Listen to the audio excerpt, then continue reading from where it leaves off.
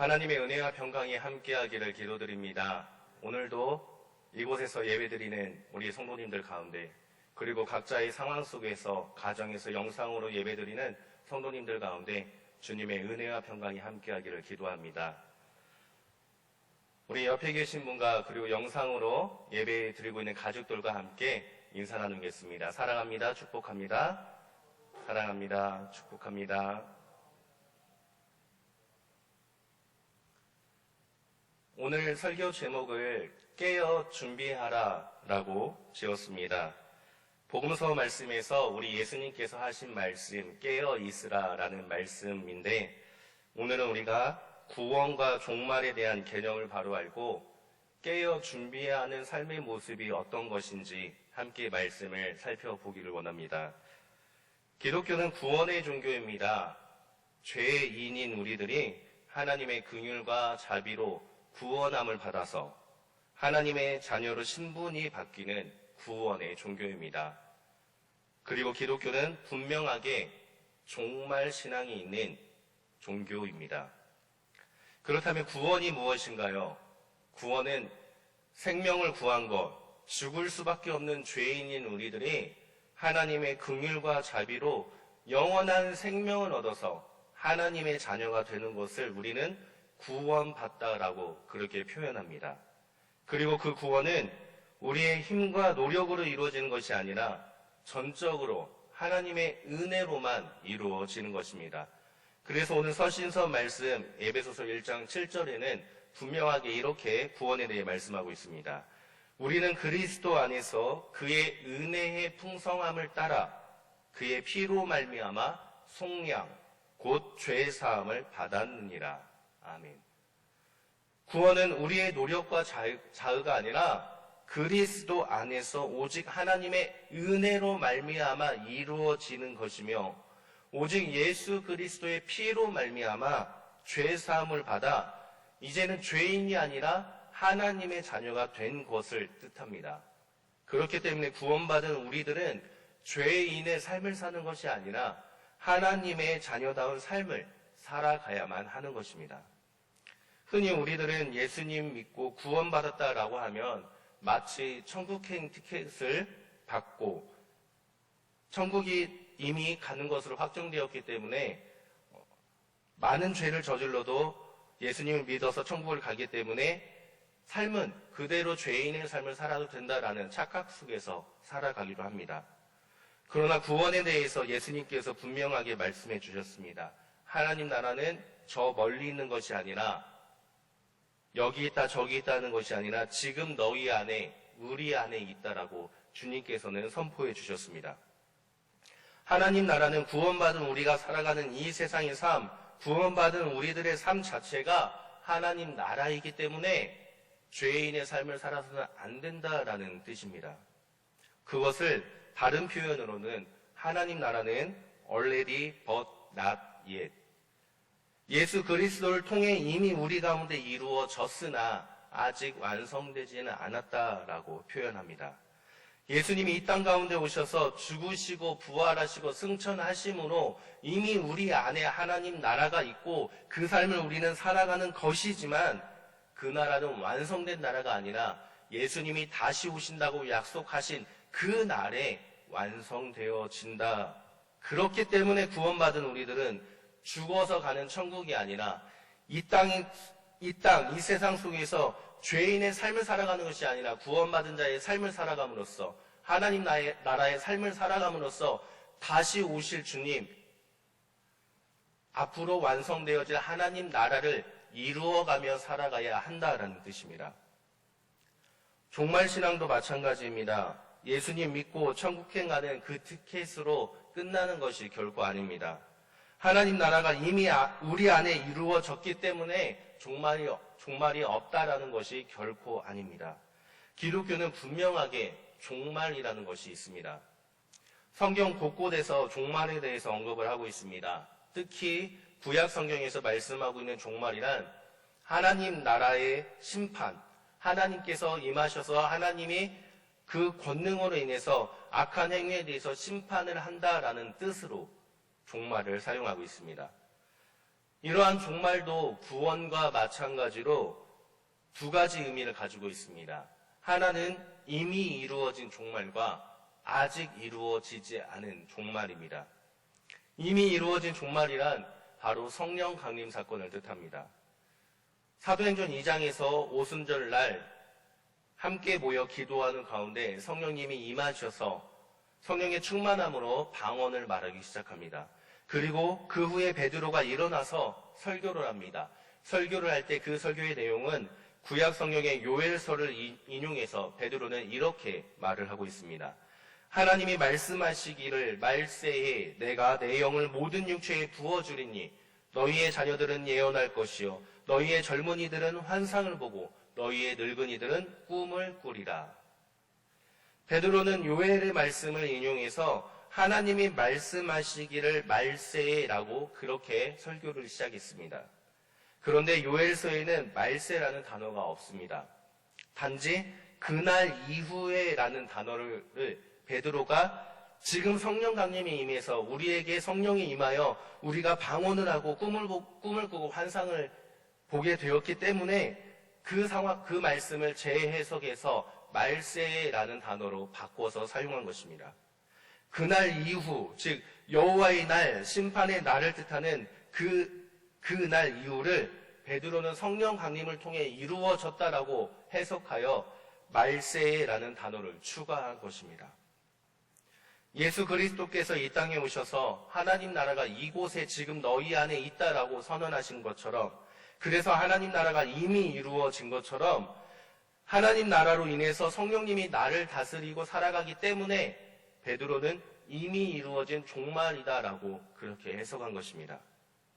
그리고 주님께서 하나님 나라는 지금 이곳에 이루어졌다, 그러나 아직 완성되지 않았다라고 말씀하셨기 때문에 주님의 재림을 약속한 것처럼 종말 역시 성령 강림으로 인해 이미 이루어졌지만 아직 완성되지 않았다라는 뜻입니다. 왜냐하면 주님께서 다시 오실 그날이 이 땅 가운데서 심판을 하신다라고 말씀하셨기 때문입니다. 따라서 구원과 종말은 이미 우리에게 이루어졌지만 아직 완성되지 않은, 끝나지 않았다라는 것을 우리는 기억하며 살아가야만 합니다. 그러나 우리는 구원과 종말을 마치 예수님 믿고 가는 천국 티켓으로, 그 티켓을 산 것으로 끝났다라는 착각 속에서 살아가고 있는 건 아닌지 이 시간 우리의 삶을 뒤돌아보기를 바랍니다. 이미 우리에게 이루어진 하나님 나라의 구원과 종말, 그리고 아직 이루어지지 않은 그 나라와 종말. 그렇다면 주님께서 다시 오신다고 말씀하신, 하나님의 심판이 있다고 말씀하신 그 날, 종말은 언제 이루어지는 것일까요? 오늘 복음서 말씀에서 예수님의 제자들이 예수님께 어느 때의 종말이 이루어지는지를 묻습니다. 그의 예수님께서는 13장 전반부에 어느 때인지에 대해서 말씀하지 않으시고 종말의 징조들에 대해서 말씀을 하십니다. 13장 전반절에 보면은 사람들이 예수님의 이름으로 미혹하는 징조, 곳곳에서 지진이 있고 기근이 있는 징조, 거짓 그리스도들과 거짓 선지자들이 일어나 이적과 기사를 행하며 미혹하는 징조 등 종말의 징조에 대해서 말씀해 주십니다. 그리고 그 이후에 오늘 마가복음 본문의 내용이 이어지고 있습니다. 오늘 복음서 본문에서 예수님은 종말의 징조를 말씀하시면서 종말의 때, 하나님의 심판의 때가 언제인지 어떻게 올지 아무도 모른다라고 우리에게 말씀하십니다. 마가복음 13장 32절 말씀을 보면 그러나 그날과 그때는 아무도 모르나니 하늘에 있는 천사들도 아들도 모르고 아버지만 아시느니라. 오직 하나님 한 분만이 그때를 아신다라고 주님께서는 말씀해 주셨습니다. 그러면서 주님은 아무도 심판의 때, 종말의 때를 모르기 때문에 주의하고 깨어 있어야 한다라고 우리들에게 당부하고 있습니다. 이에 대해서 주님께서는 이렇게 설명하십니다. 사람이 집을 떠나 타국으로 갈 때 종들에게 권한을 주어서 각각 시문을 맡기며 문지기에게 깨어 있으라고 명령합니다. 집주인이 언제 올지 모르기 때문에 집주인이 갑자기 찾아와 자는 것을 보지 않도록 깨어 있어야 한다라고 덧붙여 설명해 주셨습니다. 여기서 깨어 있으라라는 단어는 단순하게 잠에서 깨다라는 뜻을 지닌 것이 아닙니다. 이 단어는 똑같은 단어가 누가복음에서도 사용됐는데 예수님께서 기도하라라는 명령과 함께 사용된 단어가 깨어 있으라라는 똑같은 단어입니다. 누가복음에서는 영적인 상태로 깨어 있어야 한다. 너희의 영적인 상태를 깨기 위해서 기도해야 한다라는 뜻으로 이 단어를 사용하고 있습니다. 우리의 영이 날마다 깨어 있어서 다시 오실 주님을 기다려야 한다라는 뜻입니다. 그리고 이 깨어 있으라라는 단어는 또 다른 뜻이 있습니다. 그 단어는 준비하다라는 단어도 가지고 있습니다. 주인이 언제 올지 모르기 때문에 종들은 주인이 올 때를 날마다 준비하며 깨어 있어야 한다라는 뜻입니다. 마찬가지로 주님께서 종말의 때, 심판의 때가 언제인지 모르기 때문에 오직 주님이 올 때를 우리가 준비하며 날마다 깨어 있어야 한다라고 우리들에게, 아니 모든 사람들에게 말씀하셨다라고 마가복음에서는 그렇게 기록하고 있습니다. 그렇기 때문에 우리는 구원받았다라는 천국행 티켓을 받았기 때문에 모든 것이 끝났다라는 착각 속에서 살아가면 안 되는 것입니다.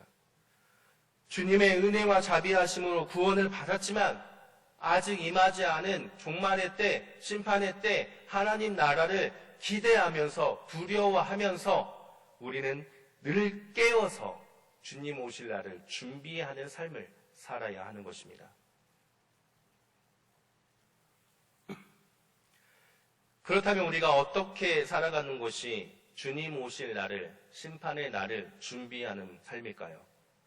이에 대한 답을 우리는 근본적인 것, 즉 하나님께서 우리를 구원하신 그 목적에서 찾을 수가 있습니다. 하나님께서 그의 아들을 희생하면서까지 우리를 구원하신 것은 분명한 목적이 있습니다. 우연도 아니고 어쩌다가도 아니라 하나님께서는 분명한 목적을 가지고 자신의 하나뿐인 아들, 존귀한 그 아들을 희생하면서까지 우리를 구원해 주셨다는 겁니다. 주님께서는 결코 아무 목적 없이, 아무런 대가 없이 죄인인 우리를 구원하신 것이 아니라는 겁니다. 그렇다면 주님께서 아들을 희생하면서까지도 우리를 구원하신 그 목적이 무엇일까요? 오늘 서신서 말씀 에베소서 1장 4절에서 분명하게 그 목적에 대해서 말씀해 주십니다.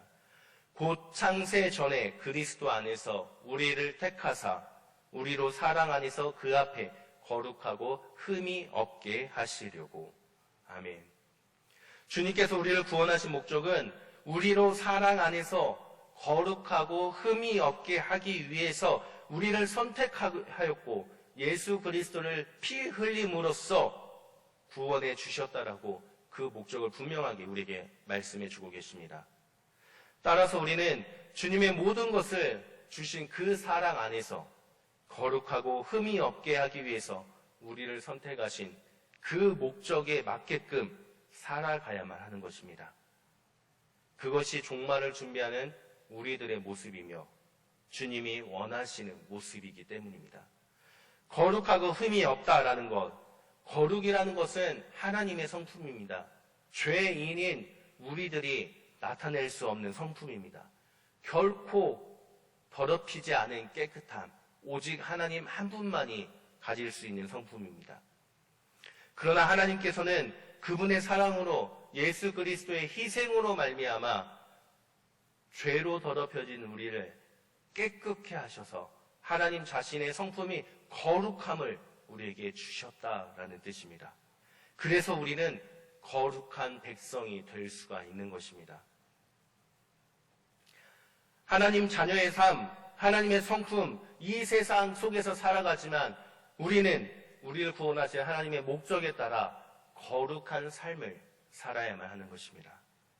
또한 흠이 없다라는 것은 결함이 없다, 오점이 없는 깨끗함이라는 뜻도 있지만 또 다른 뜻으로는 비난을 받지 않는 것이라는 뜻을 가지고 있습니다. 우리는 죄인이 아니라 하나님의 자녀지만 이 세상 속에서 살아가기 때문에 세상의 문화와 세상의 법과 그 속에서 우리는 살아가야만 하는 존재들입니다. 그렇기 때문에 세상에서 비난을 받지 않은 삶을 사는 것, 그것이 바로 하나님이 우리를 구원하신 목적이라는 뜻입니다. 때로는 세상과 구별된 거룩함 때문에 우리는 세상의 손가락질을 받기도 합니다. 교회 다니는 사람들이 왜 그러냐? 교회 다니는 사람들이 왜 그러냐? 때로는 비난을 받기도 합니다. 그러나 하나님께서 우리를 구원하신 그 목적은 세상과 분리되어서 살아가는 거룩함이 아니라 세상 속에서 거룩함으로 살아감으로써 이 세상을 거룩하게 만들어 가라는 목적으로 우리를 구원해 주셨다라는 것을 우리는 기억해야 됩니다. 따라서 우리는 거룩하고 흠이 없는 그 삶을 통해서 주님 오심을 준비해야만 하는 것입니다. 거룩하고 흠없는 우리들의 삶의 모습을 통해서 심판의 날 다시 오실 주님을 깨어 준비하며 살아가야만 하는 것입니다. 그렇다면 어떠한 삶이 깨어 준비하는 삶, 거룩하고 흠이 없는 우리들의 삶일까요? 오늘 에베소서 말씀 13절 말씀을 보면 이렇게 말씀합니다. 그 안에서 너희도 진리의 말씀 곧 너희의 구원의 복음을 듣고 그 안에서 또한 믿어 약속의 성령으로 인치심을 받았으니, 우리가 구원의 복음을 듣고 그 안에서 믿게 되면, 즉 예수님을 믿음으로 구원을 받게 되면 우리는 약속의 성령으로 인치심을 받게 된다라고 말씀하십니다. 인치셨다라는 것이 무슨 뜻입니까? 쉽게 말하면 도장을 쾅 찍는 것을 뜻합니다. 도장을 찍는 이유는 어떠한 것에 대해 이것이 내 거다라는 소유권을 나타내기 위해 도장을 찍는 것입니다. 우리가 구원의 복음을 듣고 그 안에서 믿게 되면 약속하신 성령님께서 우리가 하나님의 자녀임을, 하나님의 소유라는 것을 인치심, 도장을 쾅 찍어서 나타내 주셨다라는 겁니다. 표시해 주셨다라는 겁니다. 성령으로 이미 우리가 하나님께 속해 있다라는 것을 모든 사람들이 알게끔 도장을 찍어 주셨다라는 뜻입니다. 결국 우리가 종말의 신앙을 가지고 아직 완성되지 않은 종말을 깨어 준비하는 방법은 성령으로 인치심을 받은 삶, 성령님께 속한 삶, 성령님께서 너는 내 것이다 라고 도장을 찍은 그 삶을 살아야 한다는 뜻입니다. 성령에 속한 삶이 어떠한 삶입니까? 성령하면 우리는 갈라디아서 5장 말씀을 떠올릴 수가 있습니다. 갈라디아서 5장 25절에 이렇게 말씀합니다. 만일 우리가 성령으로 살면 또한 성령으로 행할지니, 성령에 속한 삶이란 성령님께서 너는 내 것이라고 도장을 찍었기 때문에 성령 안에서 성령님께서 원하시는 행동을 살아가는 것, 그것이 성령에 속한 삶이며, 그렇게 살아갈 때 우리는 거룩하고 흠이 없는 우리를 구원하신 그 목적대로 살아갈 수 있다는 것을 하나님께서 우리에게 말씀하고 있으십니다. 그렇기 때문에 우리는 오직 성령에 속해서 성령이 원하시는 대로 행함으로써 깨어 준비하는 삶을 살아야 하는 것입니다. 갈라디아서에서는 성령에 속하여 성령으로 행하는 삶이 무엇인지 구체적으로 우리에게 알려주고 있고, 또 이와는 반대로 성령을 거스르는 삶이 무엇인지를 알려주고 있습니다. 성령을 거스르는 삶, 그것은 육체의 욕심을 따라 행하는 삶이라고 말씀하면서 육체의 욕심을 이루는 그 삶을 사도 바울은 육체의 일이라고 표현합니다. 삶이 아니라 육체의 일이라고 그렇게 표현을 하고 있습니다. 육체의 일이 무엇입니까? 갈라디아서 5장 19절부터 육체의 일에 대해서 설명하고 있습니다. 육체의 일은 크게 네 가지로 나눌 수가 있습니다. 성적인 죄악, 종교적인 죄, 사회적인 죄, 그리고 비도덕성의 죄. 성적인 죄에는 음행과 더러운 것과 호색함이라고 명시되고 있고, 그것은 자기 몸에 대한 죄입니다. 왜 이것이 죄인가? 우리 몸이 하나님의 성전인데 그 몸을 더럽혔기 때문에, 거룩한 존재인데 그것을 더럽혔기 때문에 죄라고 명시하는 것입니다. 종교적인 죄에는 우상 숭배와 주술, 사회적인 것에는 원수 맺는 것과 분쟁, 시기, 분냄, 당 짓는 것, 분열과 이단, 투기, 그리고 비도덕성 죄에는 술 취함과 방탕함이라고 갈라디아서에서는 육체의 일에 대해 성령을 거스르는 것에 대해서 구체적으로 나열하고 있습니다. 반대로 성령에 속하여 성령으로 행하는 삶이 무엇인지 또한 구체적으로 이어서 설명을 합니다. 우리가 너무나 잘 알고 있는 바울은 그것을 성령의 열매를 맺는 삶이라고 표현을 합니다. 사랑과 희락과 화평과 오래 참음과 자비와 양성과 충성과 온유와 절제, 성령의 9가지 열매를 맺어가는 삶, 성령으로 살고 성령으로 행하여서 성령의 열매를 맺어가는 삶, 이 삶이 바로 우리를 구원하신 주님의 거룩함과 흠이 없는 구원 목적을 이루는 삶임을 믿으시기를 바랍니다. 성령의 9가지 열매는 사람의 의지와 힘으로 날 수가 없습니다. 성령님이 나의 주인이 되어서 나를 이끄셔야만 맺을 수 있는 것입니다. 그리고 성령의 9가지 열매는 예수님의 인격이자 성품입니다. 공동번역 성경에서는 이렇게 번역을 하고 있습니다. 성령께서 맺어주시는 열매는 사랑, 기쁨, 평화, 인내, 친절, 선행, 진실, 온유, 그리고 절제입니다. 성령께서 우리에게 생명을 주셨으니 우리는 성령의 지도를 따라서 살아가야 합니다. 아멘. 성령께서 우리에게 생명을 주셨기 때문에 성령님의 그 지도하신 대로 따라서 살아가는 것, 그것이 성령의 9가지 열매를 맺는 것이라고 분명하게 우리에게 알려주셨고, 그것이 바로 구원의 목적, 거룩하고 흠이 없는, 비난받지 않는 삶을 살아가는 것이라는 것을 바울은 우리에게 알려주고 있습니다. 그런데 이 세상에서 살아가는 우리들은 성령의 뜻대로 성령의 열매를 맺으며 살아가기가 너무나도 어렵습니다. 자꾸만 예전의 습성, 죄인이었을 때의 삶, 그 모습이 나타나기 때문입니다. 마치 이스라엘 백성들이 광야에서 끊임없이 불평과 불만을 하면서 과거의 삶이 좋았다, 과거로 돌아가자라고 말했던 것처럼 우리들 역시 성령의 열매를 맺으며 살아가기가 너무나도 힘이 듭니다. 그래서 매일매일 우리는 성령님의 지도가 필요한 것입니다. 컵에 더러운 물이 들어있습니다. 이 컵을 움직이지 않고 깨끗하게 만드는 방법은 무엇입니까?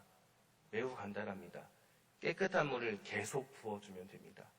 깨끗한 물을 계속 부어주면 잔이 물이 넘쳐 흘러서 더러운 것이 밖으로 쏟아져 나가게 되고 깨끗함만이 남게 되는 것입니다. 마찬가지로 우리가 성령의 열매를 맺으며 이 땅에서 살아가기 너무나도 힘듭니다. 이 세상의 속에서 살아가고 세상의 법과 세상의 문화 속에서 살아가기 때문에 너무나도 힘듭니다. 그러나 내 안에 계신 성령님, 그 성령님이 우리 안에 계속해서 성령으로 임하여 주실 때 우리의 더러운 것은, 거룩의 흠이 되는 것들은 다 밖으로 쏟아져 나가고 성령님만이 내 안에 가득 채워져서 우리는 성령님 뜻대로 살아갈 수 있게 되는 것입니다. 그리고 그 삶이 바로 깨어서 종말을 준비하는 거룩하고 흠이 없는 삶임을 믿으시기를 바랍니다. 말씀을 정리하겠습니다.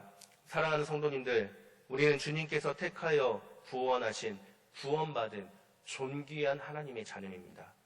죄인일 수밖에 없는 우리를 주님께서는 하나뿐인 예수 그리스도를 희생하면서까지 우리를 구원해 주셨습니다. 그 하나님의 구원은 분명한 목적을 가지고 있습니다.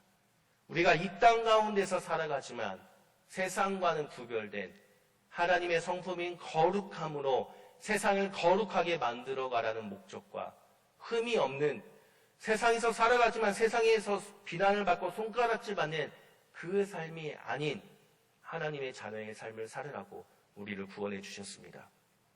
구원받았다라고 말하는 우리들은 그렇다면 예수님을 믿었기 때문에 구원받았다라는 것을 그것으로 끝나는 것으로, 구원의 목적은 잊어버린 채 우리가 원하는 삶을 살아가고 있지 않습니까? 구원은 그것으로 끝나는 것이 아니라 다시 오실 하나님 나라, 주님께서 심판하신다는 종말이 있다는 것을 기억하고 깨어 준비하는 삶을 살아가는 것이 구원받은 자의 삶입니다.